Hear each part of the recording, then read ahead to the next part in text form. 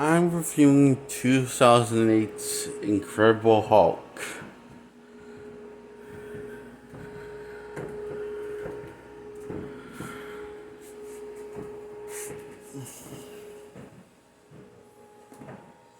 This is a perfectly average, forgettable film.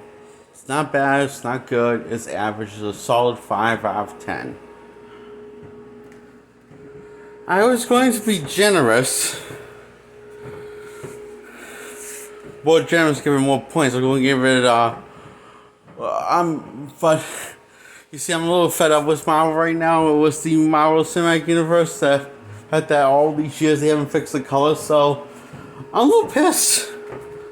So, and Black Widow's now God knows what they did to the color, how about the colors in that film. And, so that's why I'm giving it all, because if I was having one of my better moods and feeling, if they fixed their problems, it was the colors, or making attempt by now to fix the color properly, or at least one time, I would probably give this movie an 8 out of 10. But you know what? I don't think I want to be generous to this fucking film, even though I like it. And I think it's very underrated. And another reason why I want to give this a 5 out of 10 instead of an 8 out of 10, because Hulk's skin isn't green, it's more of a brown than green. In some shots in the daytime show, in some shots it looks like proper green skin, but most of the times it just looks brown and disgusting looking. He looks like he's covered in dirt most of the times, even before he even gets into a fight. Okay?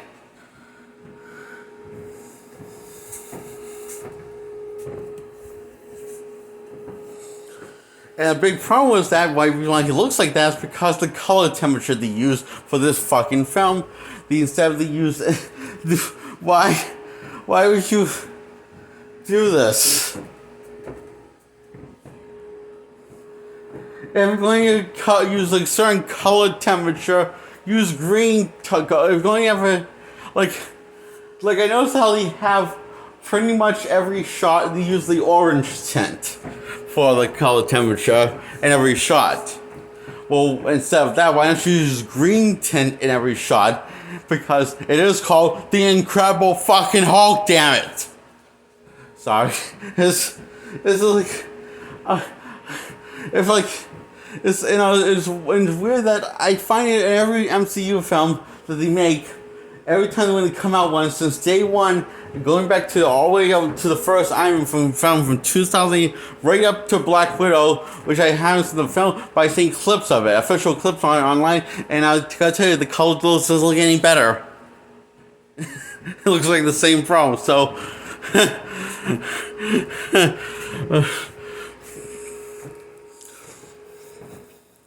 So, the reason why I noticed that they seem to make the colors the most desaturated, and my understanding of desaturating means instead of making the colors really pop and making them really colorful looking, it's the opposite of that. That's what desaturating means, from my understanding is. So I noticed that I noticed like in every MCU film, every Marvel movie made by Marvel Studios, they make the most, and on the screen, I always notice that the main characters, out of everything else on the screen, even a fucking wooden desk or a wall, are the most desaturated colors out of anything else in the motion picture for each film they have made.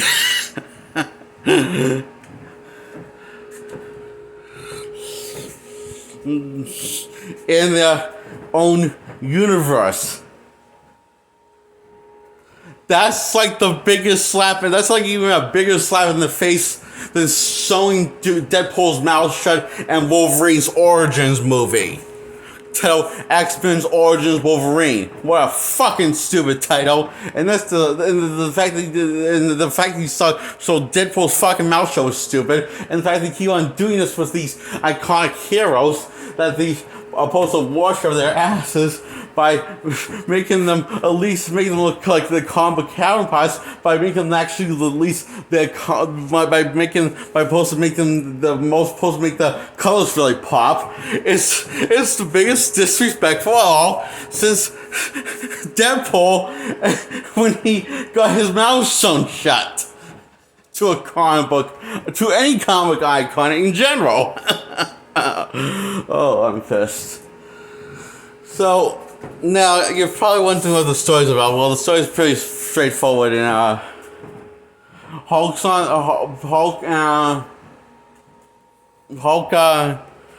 becomes Hulk after getting, after Banner's doing a testing on a machine, which is borrowing, instead of pulling the origin from the comics, they're borrowing the origin from the, Luke Ferrigno and Bill Bixby run of a Hulk. It's literally exact duplicate machine that he tests himself on. It's not even a more modern look. It's the same model. So he becomes a Hulk.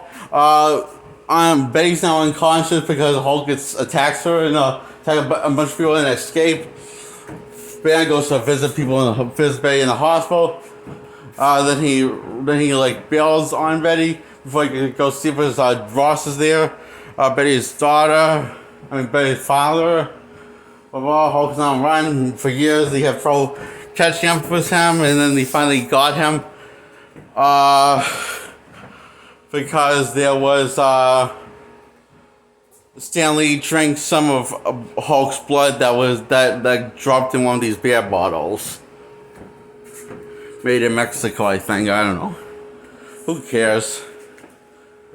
So that was the poison Stan Lee, giving us the best Stan Lee dropping dead in any MCU picture. Right next to Stan Lee getting wasted in Age of Ultron. It is very funny, very humorous. I like the way you think, Marvel. Maybe that wasn't supposed to be funny. Stan Lee dying in the Incredible Hulk. I don't know. I assume it was. I just assume everything is a. I assume all this is a. I just assume all these Stan Lee cameos is one big joke, or none of it is. So I could be wrong either way. In other words, so I don't know.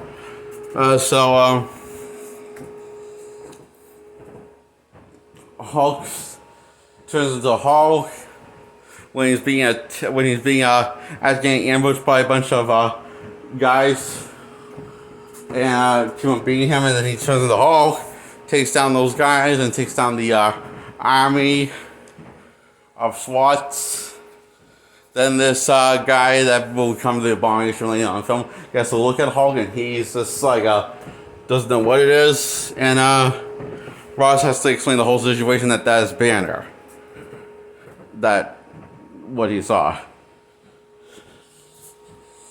And explains the whole situation to him very, very briefly and shortly. And trying to leave out a few details properly. He's not that good on details, I guess. And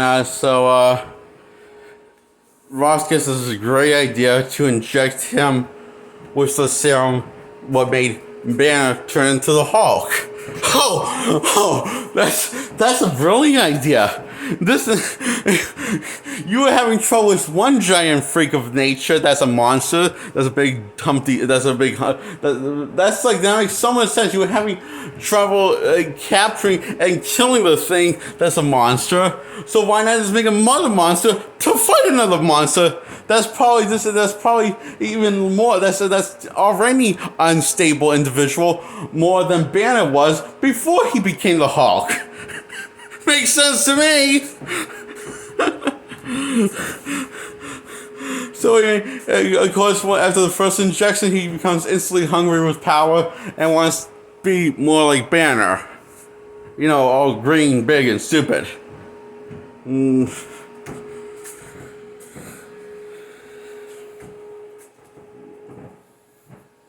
Because it's not like he can't keep up with the Hulk.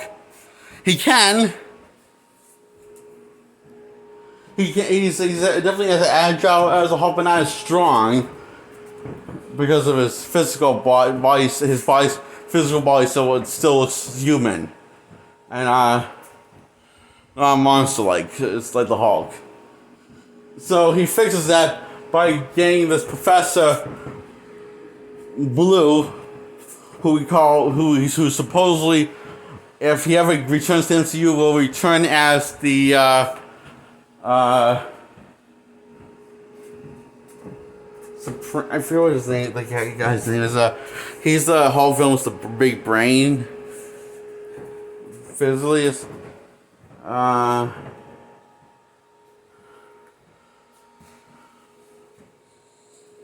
Supreme Leader, I think.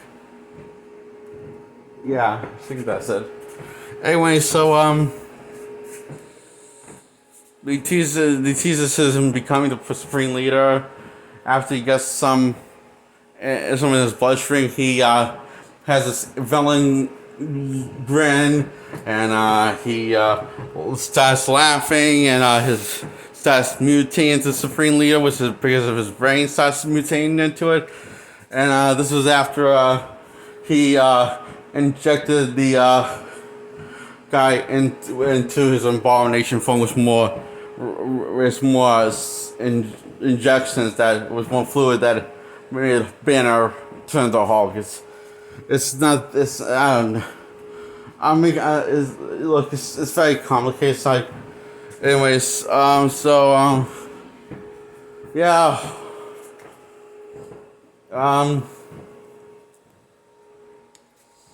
This is after supposedly Hulk the Hulk got Banner got cured of having Hulk in his system. So supposedly we don't know now. We don't know if he suppressed it or he actually changed. He can't turn to the Hulk and just human again. So Bruce Banner decides to get a great idea by taking a leap of faith and asking the General Ross to open the helicopter door so he can commit suicide. And hopefully he will turn into the Hulk. When he's halfway down, he realizes how much of a bad idea this might have been, because he says, "Oh shit!" Like this was he didn't thought this through. But luckily, with a stroke of luck, he turns into Hulk one more time and goes round 2 with Abomination, with Abomination, as Abomination has all of his monster form and glory and stuff. And Abomination, he looks not good. He looks kind of ugly. He looks like, well, it's a designer. It's like, I kind of wish he went towards a different color scheme for Abomination than the one that they used for Hulk. Because if he did, then they're almost identical, the color schemes of the type of green they use in the final fight at nighttime. And now it's a good climax. It goes on for a fair amount of time, and Hulk delivers his line when he's about to kill the Abomination. When he's all exhausted, he's like down for the count. He says catchphrase Hulk smash, and he wins and about to kill the Abomination. But Betty doesn't want him to kill the Abomination because why wouldn't you want Abomination dead? I don't know. Maybe they were close relatives or close in the past, like before the guy became Abomination. I don't know. Maybe, I don't know why he doesn't want why she doesn't want Betty. Why Betty doesn't want him to kill why Betty doesn't want Hulk to kill Abomination, but he listens to it. I don't know. It doesn't make sense to me. Anyway, Ross tells his men to stand down, and decides to stop hunting Hulk because out of respect for him. And Hulk just says bye, and he runs away. And next day, or I don't know how many days later, this morning, and it says 0 days without incident. And it's when he's in the middle of meditating. Bruce says, and when he's awake from meditating, his eyes are green again, and he smiles, and guess he's going to be another big hero. Marvel's Avengers fucked that idea up by making Hulk an instant mindless dummy monster instead of actual hero like this film was trying to build him up to be for future installments. So that ship has safely sailed. Fuck you, Marvel.